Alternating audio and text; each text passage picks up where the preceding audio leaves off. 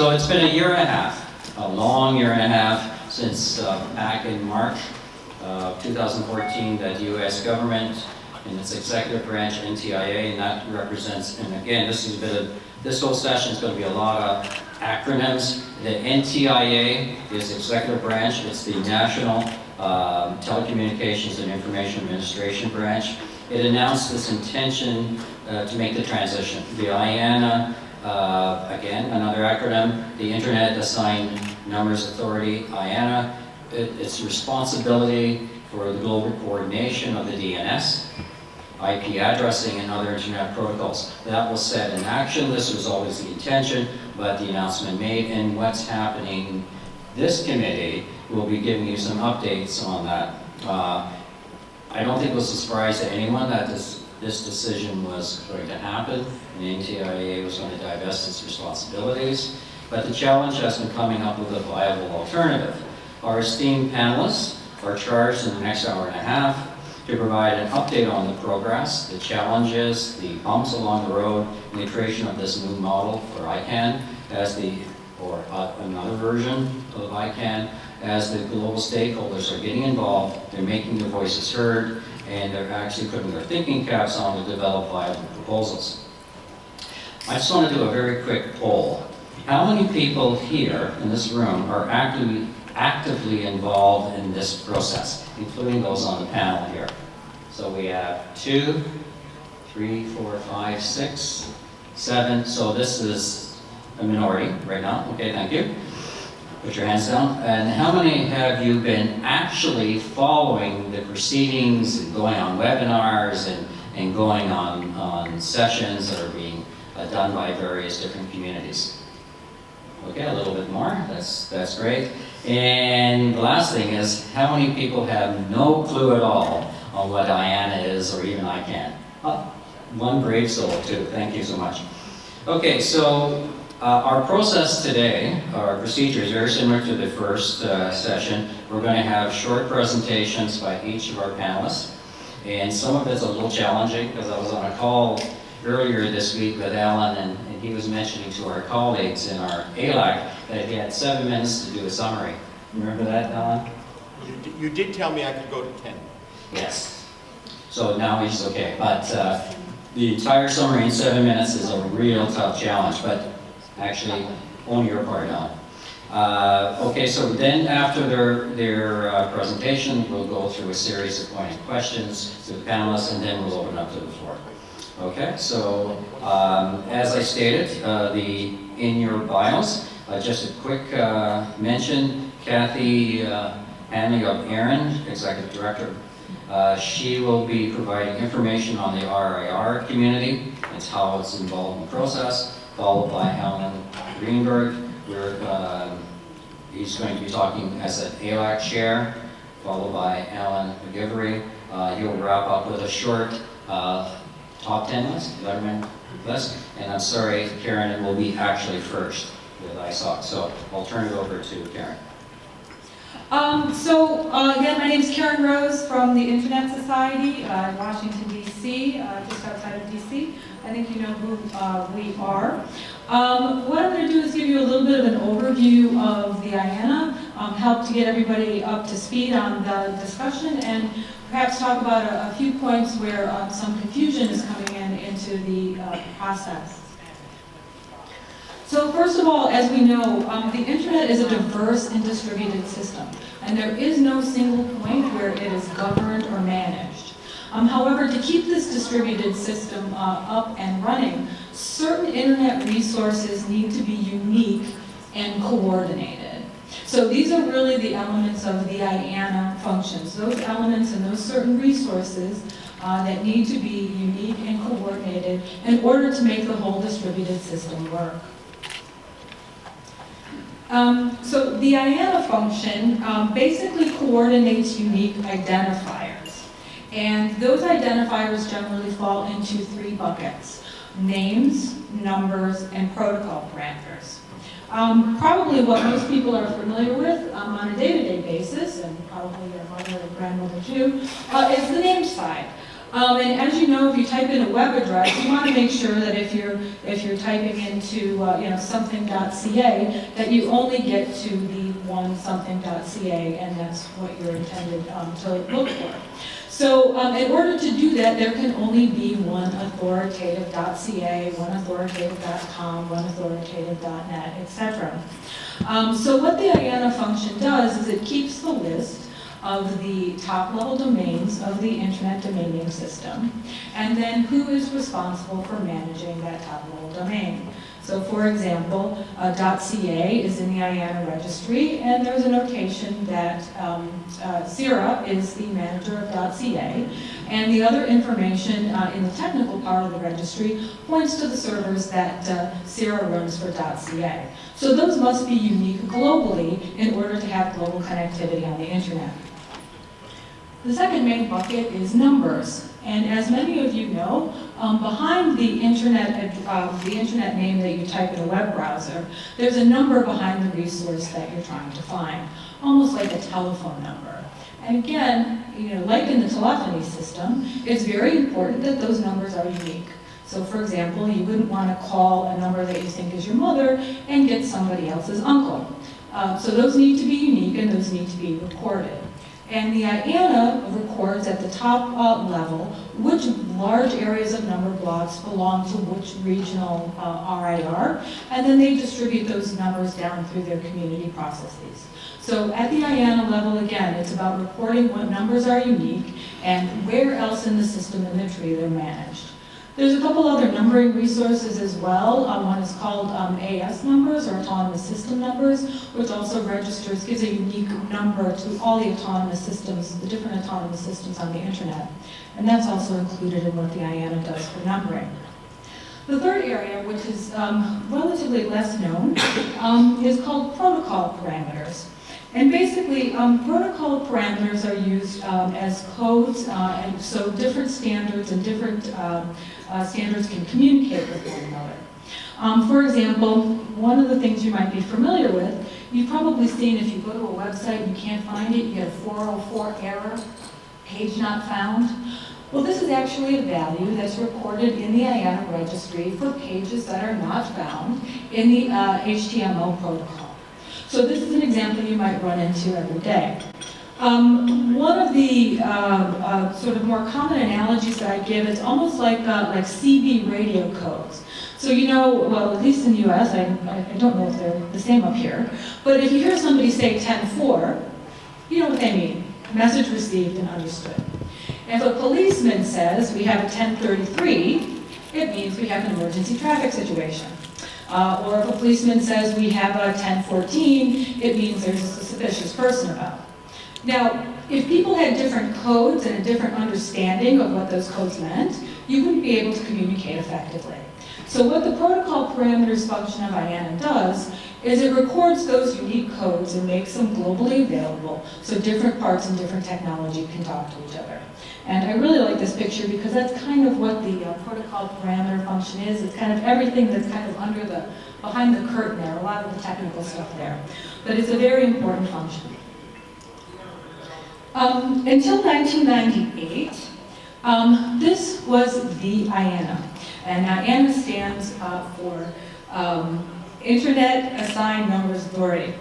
And the Internet Assigned Numbers Authority function, again, which is kind of like a record book, basically, of what's all authoritative for these codes and names and numbers, has been around really since the early days of the Internet, but it wasn't called the IANA until about 1990.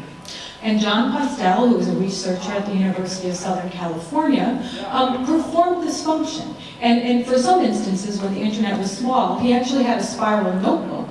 And he would write down who has which numbers and who has which domains. And that was what it was like in the earliest days of the Internet. What's important to note is that the IANA function is not a policy-making function. The IANA function is a bookkeeping function. So the IANA functions itself doesn't make policies for what's in or out. Those are done by different communities. It records what the decisions of those communities are regarding those numbers and makes the books open to everybody so the Internet can be coordinated. It doesn't in and of itself set policy. So again, it's a bookkeeping function, and even at this time of the internet, the policies were actually created by the communities themselves, and then they were recorded in the IANA function. And where the US government comes in, which we'll start to talk about now, is that these functions had previously been performed under US government research contracts. There was no real specific contract that said, you need to do this on behalf of the government, but in general scientific research, it was a project that was part of a much larger university contract. But indeed, that's how you get the thread back to the US government, is that they were performed and funded by US government research projects. So, as was indicated in 1998, the US government issued a white paper, a statement of policy called the Management of Internet Names and Addresses. I have to admit, in my former life, I was at NTIA, and I was one of the co-authors of this policy. So some people like to say this is all my fault, but really it's not. And the basic summary of the statement of policy was that it was no longer appropriate for the United States government to be in the middle and to have legacy contracts in the middle of these technical operations of the internet. And I have to say that the government of Canada was very instrumental in informing the US government's view and in encouraging the US government also to globalize this function. So in terms of what was no longer appropriate, that included the IANA Functions, which had this tether to this sort of research contract, as well as domain name policy functions. So that statement of policy really covered two main areas. So it was no longer appropriate, the internet was changing and becoming more global. The second part was that the decision was to transition the IANA functions and the DNS functions to a stakeholder-driven global nonprofit organization. And the keys to doing that was that the system needed to be stable, representative, use bottom-up coordination. Basically, whatever system that these were going to be transitioned to needed to follow the fundamental principles of the internet, bottom-up coordination and collaboration and consensus building that had kept the internet going and growing to that date. So the organization we now know as ICANN was the organization that was developed to undertake these functions. It also said that NTIA would contract out the IANA functions to the new organization, now ICANN, until it was transition ready. So in the white paper, it indicated that the US government, yes, we're going to have a contract, but we really want to get out of this. This is not a long-term thing for us. And we're kind of hoping that we'd get out of this by the 30th of September 2000. So that was the original target date to end the contract and complete the transition. However, the note was that, this thing is still, this whole ICANN thing, new organization is experimental. We need to be there as a backstop to make sure that the system is ready to handle that responsibility. This is how the IANA functions are handled today and managed today. Within those last 15 years, more, since the statement of policy was issued, but those 15 years from the expected exit date, a lot of things have happened on the internet and a lot of things have become more formal and grown. So basically, in terms of how the IANA functions work, there are separate communities. They're interrelated because they sort of talk to each other, and a lot of them are mostly technical communities that develop the actual policy for those identifiers. So for example, the ITF, or Internet Engineering Task Force, develops a policy of, this is the protocol, this is what the protocol looks like, this is how the protocol functions, and when it comes to IANA, can you please assign these numbers, and make them unique, that will help make this protocol work all over the world. In terms of the numbers area, the RIRs, the Regional Internet Registries, of which there are 5, and Kathy will speak about soon, the Regional Internet Registries develop the policies for Internet protocol numbers. So those come bottom up from their communities, and there's coordination across all of the 5 RIRs when things need to be coordinated on the global level. But that's where the policy comes up for the IP numbers. And when the names community comes to a decision about what should be allocated where, that request goes to the IANA in order to be reported and again distributed globally. On the name side, what has developed in the last 15 years has been ICANN to manage the domain name side of the policy in particular. So the ICANN community comes together and develops policies for new domain names, TLDs, how the domain name systems should be managed and operated. And once that policy is set and agreed, then that request goes to the IANA in order to record that. So for example, if there is a new top-level domain, if there is a change in management of a CCTLD. Where things get a little bit sticky and confused, and we see this now in the IANA Stewardship transition process, is that ICANN, in addition for being sort of the policy body here on the vertical for domain names, also operates the IANA itself as a separate entity. And the IANA function is a little bit hived off for the rest of ICANN, so it's not involved in the policy issue.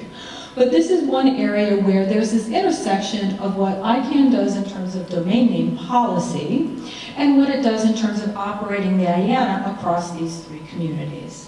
So again, this kind of intersection, I think right now is where we're getting a lot of the churn when it comes to some of the IANA transition policy discussions, or IANA transition discussions. So as was noted, in 2014, again, this is 14 years after we originally thought the transition might take place.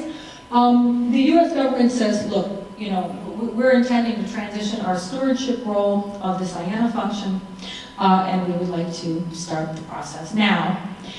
So they asked ICANN to convene the global stakeholders around the world and the various interested parties to develop a proposal for the transition of stewardship. So when the U.S. government steps back from its a very sort of residual authority in the IANA, in what processes will be in place that will assure everyone that this small, narrow, but very important function will continue to operate for the benefit of the internet. And in doing so, NTIA established a number of principles that they want to see in the proposal. And these very much are reflective of the original white paper that was put forth in 1998. It's evolved a little bit because the space has evolved. But in general, they're really based, the principles that NTIA put forward are not only based in the white paper, but they're also really based in how the internet has come to grow and flourish to this day. So the first one was that any process or any transition proposal put in place needs to support and enhance the multi-stakeholder model of the internet, that the security, stability, and resilience of the internet DNS must be maintained, pretty reasonable, that it meets the needs and expectations of the global customers and partners of the IANA services. And here, the global customers of the IANA services, in large part, are those operational communities that develop the policy for which IANA reports and distributes and makes sure the results are unique. The internet, the openness of the internet needs to be maintained, so nothing in the proposal can inherently close up the internet. And importantly, that NTIA's role, backstop role as the government, shouldn't be replaced with a government-led or intergovernmental solution. This also goes back to the white paper in 1998. So a bit of a high-level overview of where we are now, and the other panelists will fill in some of the details of these processes. What happened was ICANN went out and did what was requested and asked the community to come together to develop a process to develop the transition proposal. On the left-hand side, there was the IANA Stewardship transition. There was a committee developed, the ICG, And that committee is comprised of representatives of the operational communities and other stakeholders. So basically, in the best tradition of the bottom-up functioning of the internet, each community, for example, the numbers community, went off to develop their ideas and their proposals for how the IANA transition would work for numbers. The IETF developed a proposal for how the protocol parameters should happen. And there was a group, the CWG, to develop the proposal for the IANA transition for the name side.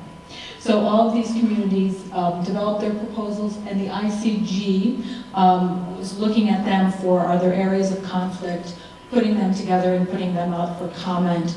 And at the moment, the ICG has taken those proposals together, put them out for comment, and now they are going through and reviewing the comments that were received on that proposal as a whole.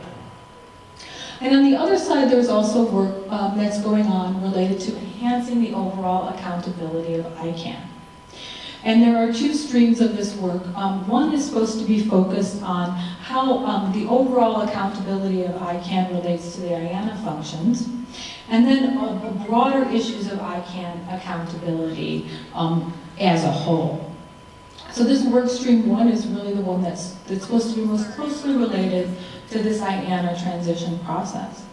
And if you remember the diagram that I had with the pink and purple colors, where those two things come together, the ICANN's responsibility for names policy and ICANN's role as the operator of the IANA across the three functions, it's in this process where you start to get a little bit of a tussle about, what's the role of ICANN, what part of the domain name policy is actually critically important to the IANA transition versus another type of accountability problem that maybe doesn't impact the IANA quite so directly.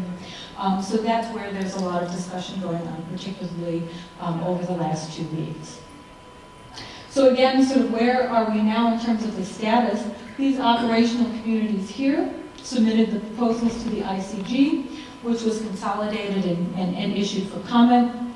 And just this weekend, the ICG started going through the comments to the proposals to see what they need to do about them and how to handle those comments. And then on this side, the CCWG, which is the accountability, the acronym for the Accountability Working Group, they are meeting this weekend to continue to hone this work stream one proposal and go through these issues with this work stream one proposal as they relate to the IANA function specifically. So things are moving ahead. It has been a pretty vocal process. It has required sort of many meetings and many mailing lists. But the overall message is that all of this work, including the ones that were done by the individual communities, were all done in a very open and transparent way. So we're able to see how the proposals were developed, we're able to see what the comments are and what the tussles are, and those things need to remain to be worked out to have a full proposal. And that proposal will eventually go to ICANN, which will then go over to NTIA in order to determine whether or not it meets the criteria and the transition is ready to happen. So with that overview, I guess I will close and move on to the next panelist. Thanks.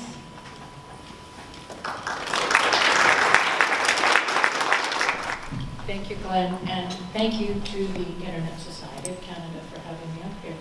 I was pointed out to be someone in the room, I can't see her directly, but I seem to be spending a lot of time up here lately, so I really enjoy it. I want to give you a little background for those of you that may not be real familiar with how an RIR works. I like to really think of us as being the poster child for a bottom-up, community-driven organizations, and make it real clear that when people talk about RIRs developing policy, they're not talking about the RIR staff. They're talking about the community. All the RIR staff does is to implement that. And I tell you this because it becomes important as to how we stand in the whole IANA transition.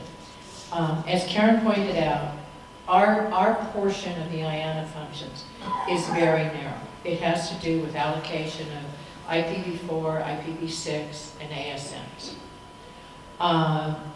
And what's interesting about that is our policies that are involved in ICANN are only global policies. And it's very simple. There are 4 policies that determine how we interact as the RIR community with ICANN. The criteria for governing the allocation of IPv6 address space from IANA to the RIRs, criteria for governing the allocation of ASN blocks from IANA to the RIRs, criteria for governing the allocation of IPv4 space to the RIRs, and the creation of new RIRs, what that criteria is. So NTIA has really no direct relation in developing any of those policies. Those policies are developed by the community responsible for the management of the global pools of IP addresses. And so what's interesting is that the IANA transition won't really have much of an effect on us because things aren't going to change a whole lot. With the announcement last May, the RIR said that we sat around and talked about the best way to deal with this. And it was decided that the way we do policies today works really well for all of us. And it's, as I said, it's bottom-up, community-driven, and that's the way we should work on our policy for the transition going forward. So we created a catchy title, the CRISP team, the Consolidated RIR IANA Stewardship Proposal Team. And that is 15 members from the 5 RIR communities.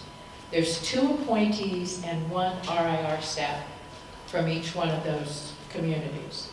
The chair is Izumi Okatani from JPNIC in the APNIC region, and the vice chair is Narani Nampuno, works at NetNode from the Bright region. Well, as I said, we're doing things very much the way we did before. It's all open mailing lists, conference calls. We want everybody to participate. You can file any comments you want and listen in on any of the calls. They operate basically on a rough consensus. Now, that's not always easy to achieve, and I'm not really sure that all of us probably in this room have a definition of what rough consensus is. We were tasked to come up with our proposal, which we did, and submitted in January. And the priorities of that are that the number of communities' contribution to the proposal is focused on ensuring stability, security, reliability, quality of service, and empowering the community. We want it to be orderly so that we don't have any issues with it. It should be easy to do. We're going to replace the NTIA function and role with the RIRs and establish a service level agreement, which we already have something very similar from the Address Council at ICANN, an MOU that identifies timeframes for getting allocations and such.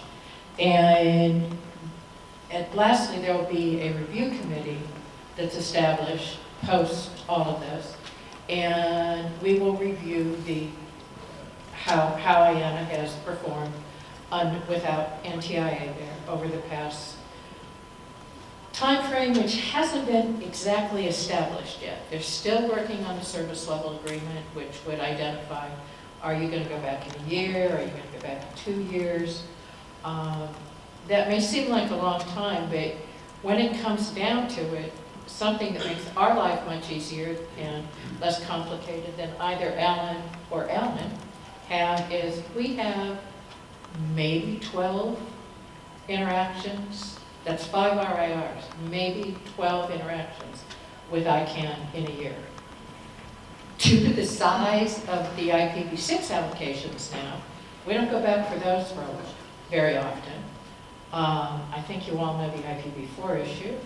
And so we may be the easiest out of all of the groups. And I can tell you even though I'm not deeply involved with like the accountability and that, I can appreciate how nice it is for us to have it so easy. And on that note, I will cede my remaining time to my esteemed colleague. First of all, thank you for asking me to be here. As Kathy said, the other communities are moderately simple and homogeneous. The names community are not. We'll talk a bit about that. The address community has very few interactions. The IGF has many interactions with IANA, but they're all conceptually simple. Again, names is never that simple. A little bit about me, but I won't speak about it. I've been involved in this game for a long time, and perhaps I'm more cynical than some people, or perhaps more pragmatic. All right, we talk about multi-stakeholderism a lot. This is my capture of the essence of multi-stakeholders. Stakeholders come from all parts of the internet. The other communities are moderately homogeneous. The names community is not. The reason we have multi-stakeholders and not just one is that we have different opinions, sometimes radically different opinions. We have many people who are very passionate about the beliefs. We have many people with long memories, and to be quite candid, axes to grind. And we have territory to defend, and many of the players in the names community have huge investments, and there's big money involved. Finding common ground is not easy, and sometimes close to impossible. But that's where we are today, and that's where we're trying to go forward from. The cross-community working group that created the transition plan for the names community, as Kathy said, the address community and the parameters community delivered as requested in January. ICANN delivered its names proposal late June, I think. It was a bit longer than we planned. But we did come out with a proposal. It was a very difficult process. The resulting proposal, I think, is reasonable. I think it's overkill. I think it's more complex and more expensive than it needs to be. But that's life. You do have to come to compromises, and we did, and I think it's one that will work. The accountability one is a little bit more difficult. The CWG included participants from outside of ICANN, including the other communities. The accountability one is largely internal to ICANN formally, but we do have participants. We distinguish between members and participants. Members formally have a vote if we ever come to a vote. At this point, we haven't and are not likely to. And we are charged with ensuring that ICANN is accountable to the community without, of course, defining exactly what we mean by the community or by accountability. So it's a challenge, and people have very different views on it. For those not familiar with ICANN, I'll give you the one-page ICANN tutorial. ICANN has more acronyms, by the way, than we believe any other organization. We pride ourselves in it. We also are very careful to, anytime we use a word, like constituency or consensus, we make sure to use it in at least 4 different ways that are all mutually exclusive, and we don't explain which one we're using at any given moment. We have supporting organizations, 3 of them. They are responsible for setting or recommending to the board policy on GTLDs, CCTLDs, and addressing. The latter 2, there's not a lot of interactions. The former one, there is a lot. And as you might guess, also a lot more money involved in that one, which makes them interesting. We have advisory committees. There are 4 of them. Governmental Advisory Committee at large, the group I represent that is responsible for thinking about the 3 to 4 billion end users in the world. There's one on security and stability and one on the grid service system. The board is selected by the SOs. At large has 1 board member, and the rest of the board is selected by the nominating committee, which is made up of representatives, largely of the ICANN community, plus some people outside of ICANN. So the board is there. It's a not-for-profit corporation. The board has fiduciary responsibility for ensuring that its bylaws are made, and the board is selected by the community. So what's the problem? Why aren't we accountable? Well, I'll illustrate a perception of the problem. Here's 2 directors. These pictures were taken before they were put on the board. There's George Sadowski, Chris Despain, for those of you who may not know them. Here's a picture taken shortly after that they were put on the board. For those of you who can't see, we now have devil's horns on. There is a perception that once you go on the board, you are no longer trustworthy. You will make decisions, take decisions that are no longer in the interest of your community, but somehow are for the corporation, but not the parts of the corporation. There is a perception that the legal issues that is protecting the corporation is far more important than enforcing the bylaws that say we have to consider the public interest and things like that. Basically, at a large level, the board is not trusted. That's not a word we typically use in ICANN, but again, I'm giving you a personal perspective. The bottom line is there's some good reason for those beliefs. There have been times over the years where decisions were made which CCTLDs, for instance, have to believe are wrong. There are ones that GTLDs and registries believe are wrong. There are ones that users have believed are wrong. In some cases, this is really just goes back to the slide I had in multi-stakeholders. We disagree. So if the board does something that I don't like, it's wrong. If it does something that Alan doesn't like, it's wrong from his perspective. I may like it. And there are times when virtually everyone in the community said, you shouldn't have done that. Becoming concerned about the community, about the corporation more than the community, implies you are risk adverse, and sometimes a group like ICANN needs to take risks. So there certainly are some valid reasons for believing that accountability needs to be improved. The current proposed solution essentially this is the one that just had a public proposed draft that went out, public comments have been received, and we will start analyzing them tomorrow in Los Angeles. The first issue is it will transform ICANN into a membership organization, but a rather curious membership organization that will only have 1 member. The member will be an entity which is controlled by the ACs and SOs. Some of them. We don't know which ones yet. At this point, there are only 2 SOs and 1 AC that has said we will participate. So there are some concerns in some groups that this could end up leading to capture, because only a small part of the overall community is willing to actually participate and vote, as it were. The weighting of the ACs and SOs is still to be determined. It's one of the subjects of major issues. There is a strengthening of the mission and core values. In some cases, we believe strengthening means make sure ICANN cannot have mission creep. Make sure it doesn't go past what it is supposed to be doing. But the wording of some of those change missions is objectionable to some. that we feel it takes away the public interest and puts control too much in the business part of the internet. The recommendation strengthens the independent review panel and strengthens the board reconsideration process, both of which needed strengthening.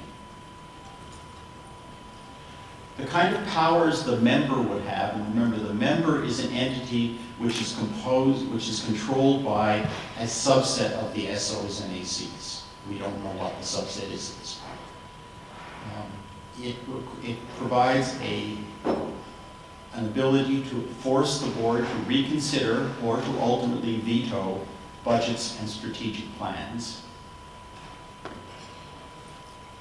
It provides an ability to force the board to, well, essentially gives the community the ability to veto budget change, bylaw changes.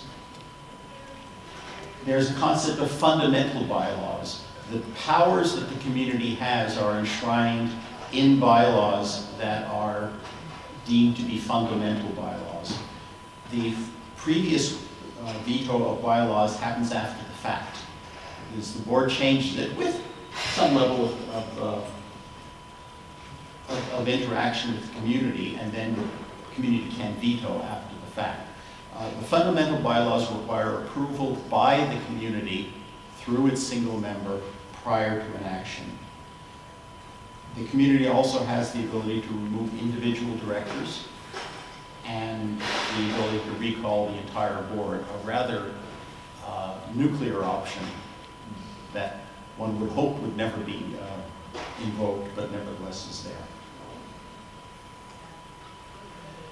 At large, and now I'm speaking both on my personal capacity and based on the statement that At Large has put out, we have very significant concerns.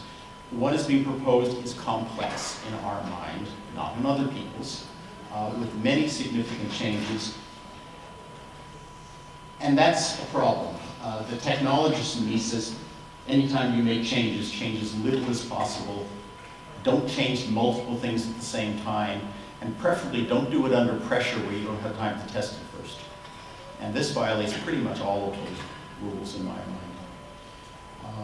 The possible lack of participation by the ACs and SOs is one of the real concerns. For instance, the NRO is shadowed by the ASO, the Addressing Support Organization within ICANN.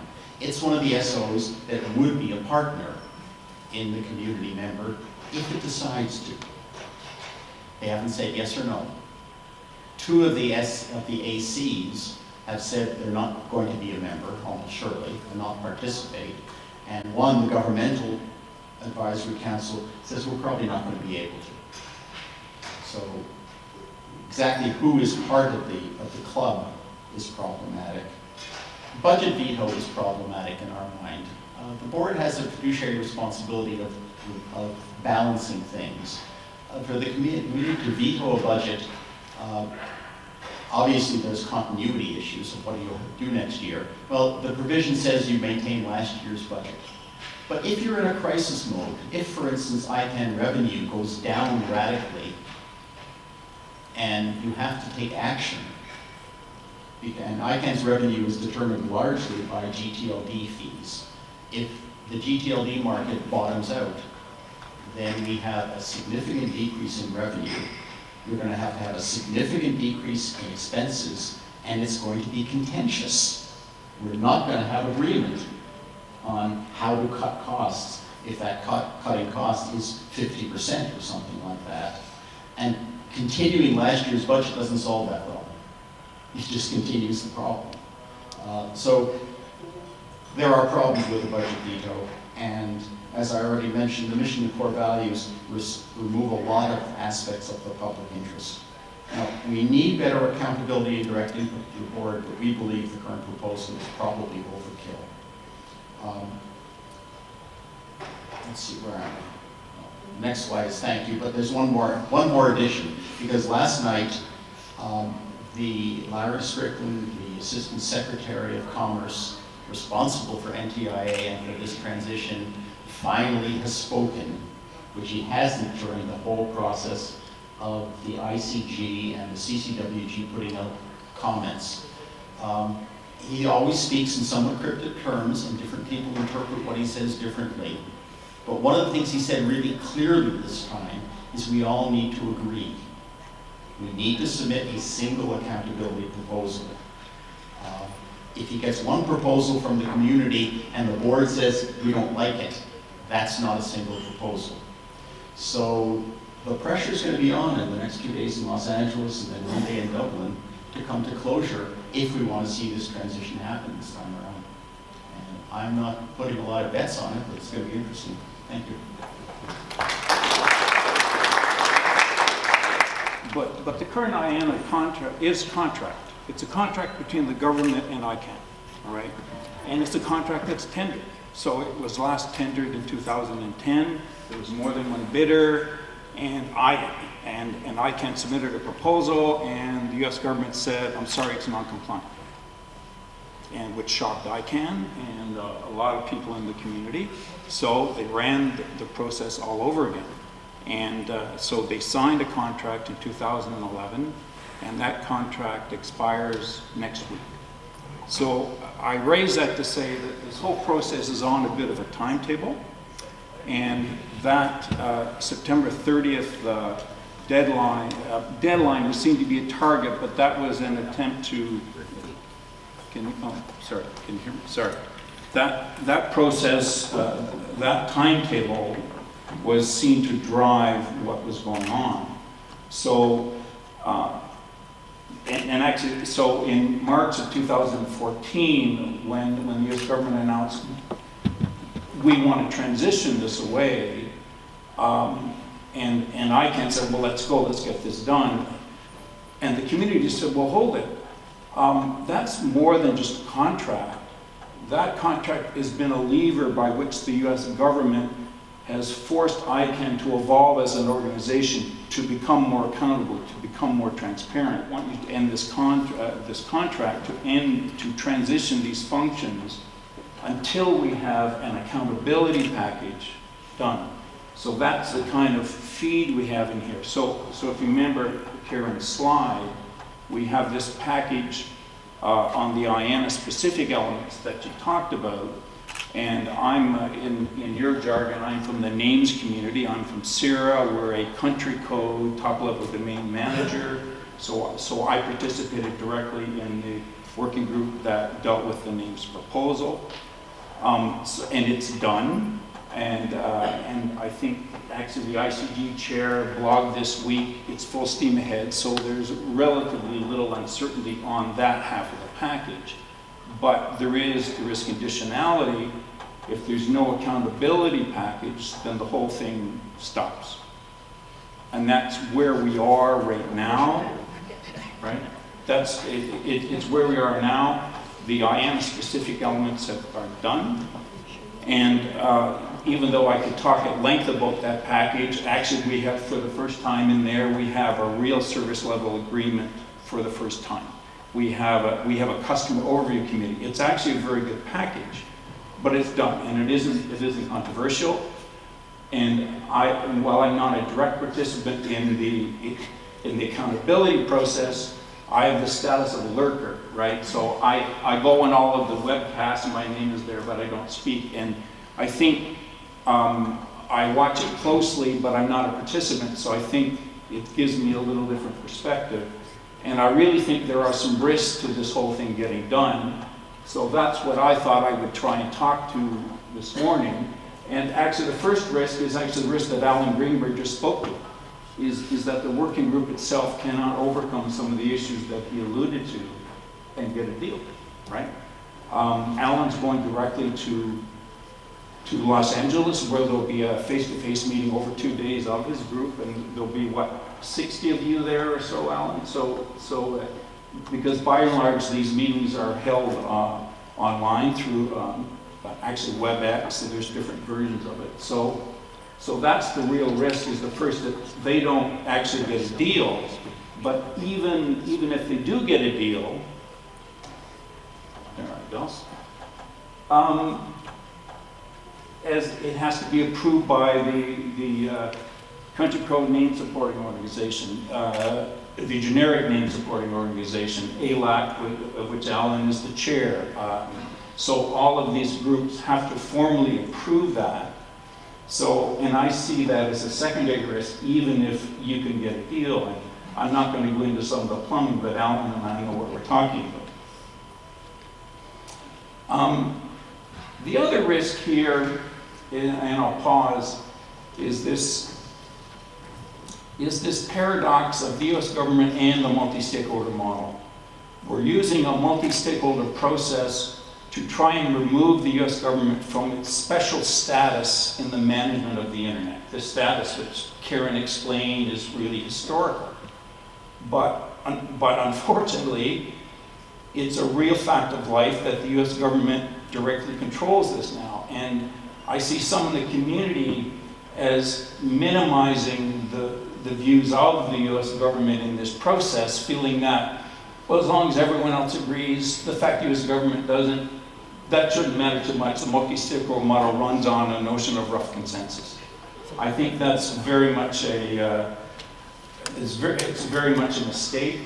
And as I'll talk a bit later, there's legislation in Congress. This whole deal has to go to Congress to be reviewed. And I think the community has to recognize that.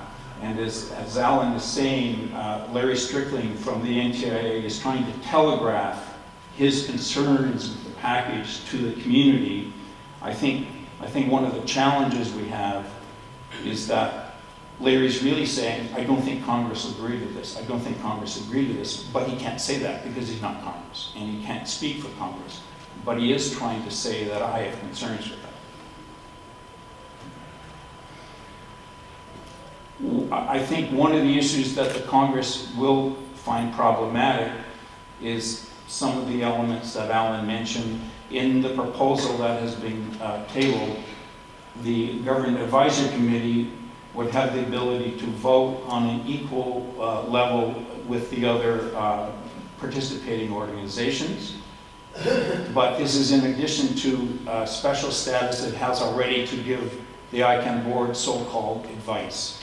And so this could be seen as increasing the role of governments in the process, and I think that is a real danger zone for the Congress.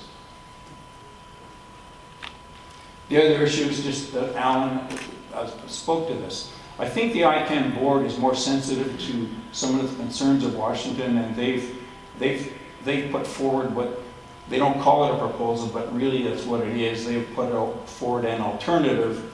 Unfortunately, it's very little detail. It's only 2 pages. And even though formally the ICANN board does not have to approve the proposal, practically speaking, and this is what Larry was saying in his blog last night, we really need a real consensus, and if there's a split between the board and the community, that's not going to go well in Washington. So the other challenge we have, I think, is actually what I call volunteer fatigue. We have Alan Greenberg doing this out of the goodness of his heart. No one is paying him to go to these meetings. He puts in these hours. They have a good log of the number of meetings that there are, and I think in the names process we had, I think 66 meetings over a period of 14 months. And these are 2 and 3 hour meetings, and actually the ones that Alan and I love because they have to do them around the world so that the time zones can work. So when we have the intensive periods, we have a 2-hour meeting at 2 a.m., a second 2-hour meeting at 5 a.m., and another 2-hour meeting at 9 a.m., all in the same day. And this has gone on for 14 months. Now, I am paid a salary to do this. This is part of my job at CIRA, but Alan isn't. And unfortunately, even though I think CIRA, we are a not-for-profit, we feel that we have a public benefit role. There are many participants in this process who are paid professionals, and they are there at the behest of the for-profit employers. And I think if this fatigue continues in this process, right, we're only going to be left with those people that are being paid to participate. And I think that is a risk going forward. The other risk is, I mentioned there was a contract that was to end next week. The US government extended that a year. So the contract now expires September 2016. About, I don't know, 5 or 6 weeks before the election in the US. So I'm concerned that some will say, oh, we have another year, let's kind of down tools, get it right, slow down.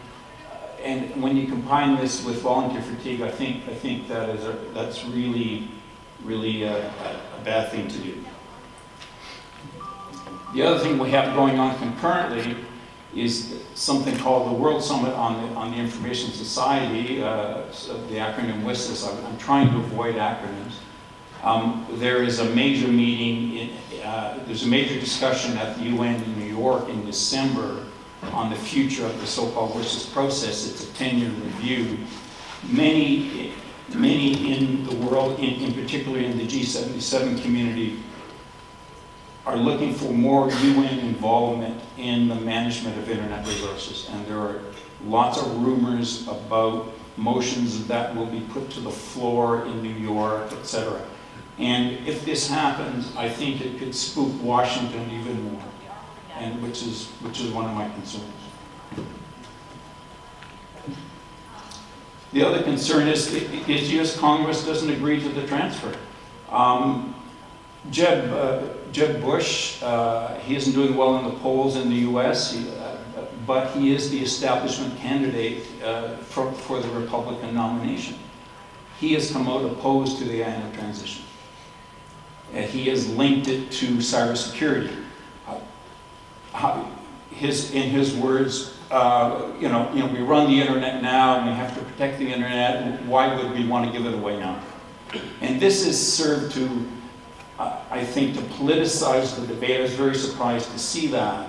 And I think it's symptomatic of some of the thinking within the Republican Party. And we have to remember that the Republican Party controls the Congress, both houses of Congress now. So there was a bill passed through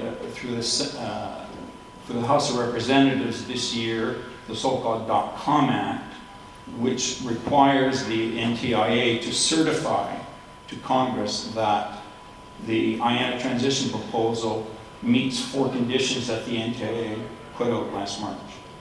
And that bill is in the Senate, but the fact that it got bipartisan support is expected to pass. This means that the package has to be reviewed by Congress before the NTIA can pass it. And as this whole process slides along, the window gets smaller and smaller and smaller. And of course, the eventual threat is there is going to be a change in administration next fall, right? And certainly, even if it's Hillary Clinton or another Democrat, it's not the same as we would have in Canada. She's not necessarily beholden to the policies of her predecessor.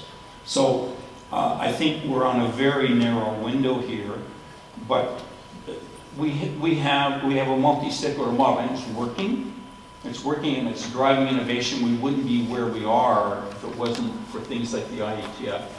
And so I'm very concerned that that things could go off the rails. And I see these kind of 10 as almost like a video game. In other words, you have to get through 10 to get through 9 to get through 8 to get through 7. And you can see there are a lot of levels to get through to actually get this done. And I'm concerned, but I'm hoping that I'm wrong. Thank you. My name's Stephanie Perrin and I volunteer at ICANN, and I estimate that just skulking on those lists, Alan, is taking me 5 hours a week just to follow a bit of the traffic and keep up with the Skype channel of my constituency, and I only weigh in when I see something really stupid happening on human rights. So I think the whole multi-stakeholder model is somewhat at risk because of this. I think you have nailed it on the risks. I agree with just about everything you said there, except I don't think you can emphasize enough volunteer burnout and this emergency meeting in Los Angeles where only a few people get funded to go, and yes, sure, you can join in by audio, but it it removes even further respect for the board. The board, my name's not Cassandra, but I could have seen this coming a long time ago, even though they sent a couple of people in on the committees. They should have had a better draft. They should not have dumped in a 2-page vague thing and caused the train wreck of the meeting that caused the derailment. So I think that's a real problem. I do agree with Alan that when people get elected to the board, they do immediately, there's some kind of an egalitarian principle that gets broken and they do sprout horns.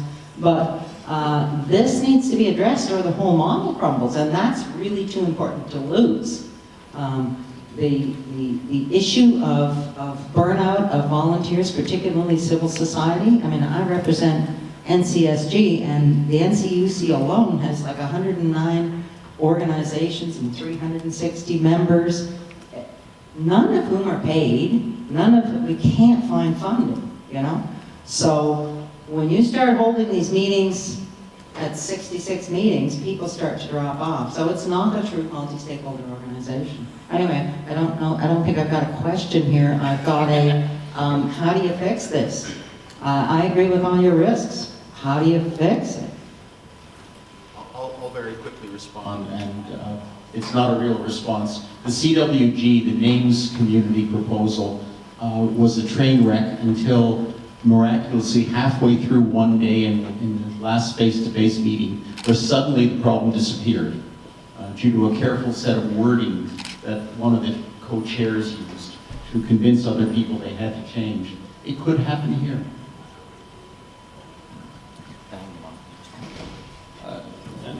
Actually, Stephanie, I want to agree with you. In a way, the multi-stakeholder model is on trial right now. And what we have to do is to get this deal done to prove that it works. Like Alan, I'm a lurker. I've been looking at this process, and it's of course very difficult to follow it because of its multiplicity and all these documents. But basically, I have just one question. In this terms of accountability, where will the accountability finally rest? It seems to me the model that you're working on, no matter how you structure, you have the danger that you want to be like the IOC or like FIFA, etc., that in effect it becomes a self-controlling model, and some group or other will achieve dominance or control of it. I have not seen it, I mean, and unless I misunderstand something, it seems to me you're trying to make it as complicated as possible, as many groups involved as possible, etc., but essentially it still will be a self-controlling organization, and the only resort that one has is presumably go to the Court of California, where the ICANN is incorporated as a non-profit, and saying you violated the non-profit rules of California. But if that's not the case, then in effect control or co-option by one group or something is still a possibility. Or have I missed something here? Before that, I want to go back to what Stephanie said. My day job is international affairs. And I can't stress strong enough what Alan said, what Stephanie said. The multi-stakeholder model is on trial. This is the opportunity for everybody in this room, where Alan's going, what Alan does, what Karen does, to get across that while multi-stakeholder is not pretty, it's downright ugly. It takes a long time, a lot of screaming and yelling. I know there's a joke about that, but with the WSIS plus 10 activities going on in New York, there's a lot of eyes on us and wanting the opportunity to tell people that, see, I told you, you shouldn't let those silly private sector, civil society, / whatever you want to call it, run things. It ought to be run by governments. And actually, we have a place that some of them think it should be run, and that would be in the International Telecommunications Union. And what's great about that is it's pay to play, and all the decisions are done by member states. So my word to that is, if you're participating, think about this is much, much, much broader than the community that we're setting in right now, and that it's really important that we stand up and show we can do this. so much for my speech. Thank you. Alan, you want to respond to Conrad's? Just one quick call. Sorry. Yeah, I'll support what Kathy said. With the UN General Assembly in session, the multi-stakeholder model is being tested, and funding and continuation of the IGF is one of the short-term results that could impact this. To answer the original question, however, it's a really good question and it's important. Who are the stakeholders we're responsible to, and how do we trust them? The stakeholders of any resultant structure that we're talking about are likely to be the stakeholders within ICANN. The real question is, how do we make sure that they aren't captured, and how do we make sure that they indeed are responsible, if not responsible to, in consideration of the larger community who may not actually go to ICANN meetings? And that's a really important question. It's one of the things that is on the table of how do we make sure that at large really cares about users as opposed to the 15 people who are making the decisions. How do we make sure that the various other other groups within ICANN, the business community, is responsible for the worldwide business community, not the 200 people who happen to be members? And that's a really crucial question. It's been raised by the external accountability advisors, and it's on the table. I'm not sure we have a particularly satisfying answer, but it's going to be one of the things that is being under scrutiny as we go forward. Okay, question for Sam first, and then I'll get you right after. Okay, just one sec. Yep. I'm on one of the constituency groups inside ICANN, and the question I have is really for the audience here. For some of you, you've probably just been exposed to a presentation where it sounds like this. The Earth has as a core a molten magnet, and there's a volunteer group running the molten magnet, and there's some problems around how that's being managed at the moment, and it's liable to erupt, probably underneath where you're working or sitting at the moment. And so if that's what it sounded like, what we need to carry away from here is we need a much deeper and broader awareness and engagement by the internet stakeholders who stand back and say, yes, we want it to be open, we want it to be free, whatever that means. There is this rumbling of the magnet underneath the internet, and it is important. And if all that sounded like we had come from Mars or gone to Mars, that's the distance between where the rumbling is and where most of the users are. Great, thank you. One question from the floor, and then I'm going to turn to the final comment from Karen. Okay, sir. Thank you. My name is Milad Ahmadzeh, and I'm here on behalf of Talim Systems, a computer technology company. My question is to Alan Greenberg. You mentioned that ICANN needs to strengthen its board policies, but given your skills and involvement in this field, how can ICANN become more trusted by the public? Thank you. I think the short answer is that's what we're trying to do. Everyone is careful to say it's not the particular board we have now that we're really worried about, it's the next board, or to be honest, the last board. What we're trying to do is make sure that there are enough checks and balances, because right now, to a large extent, the board has ultimate control. And that's the nature of boards. You select them, hopefully, using a mechanism that you're willing to trust them to run whatever it is they're the board of. Here we're saying, yeah, we trust them, but not that much. And how do you get a balance between making sure they have the tools to do their job properly and at the same time don't run away? The largest single problem is when there are objections to what the board is doing, almost invariably some parts of the community are cheering.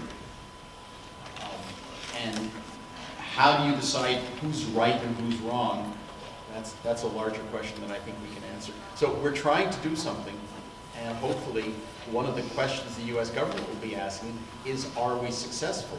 If we end up with a proposal which they believe is capturable by some parts of the community, to the exclusion of others, either by exhaustion or for whatever reason, they're not likely to accept it. Larry Strickling is going to go on to another life, in the next number of months. He is not going to present anything to Congress unless he truly believes it's likely to be a good plan. He's not going to risk his own credibility over that.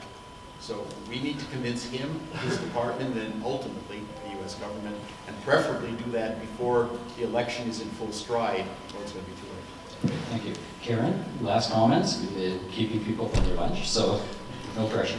Thanks. I think that it's right that this is a real sort of test of the whole multi-stakeholder model. And we need to be able to do this and get this right.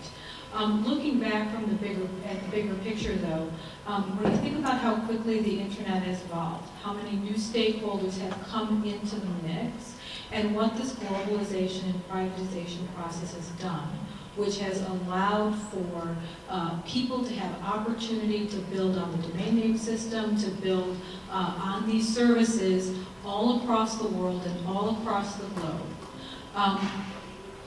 I think it's worth the price to pay in order for the internet to continue to be vibrant and thrive. I agree we're at a bit of a point right now, especially in accountability, and I think this weekend's meeting in that group is going to be really important. What needs to be done to fix the IANA contingencies and what can be left until later. Crisis has an opportunity to focus the mind. We aren't in a crisis position in terms of that things are going to fall over because these functions keep kicking forward.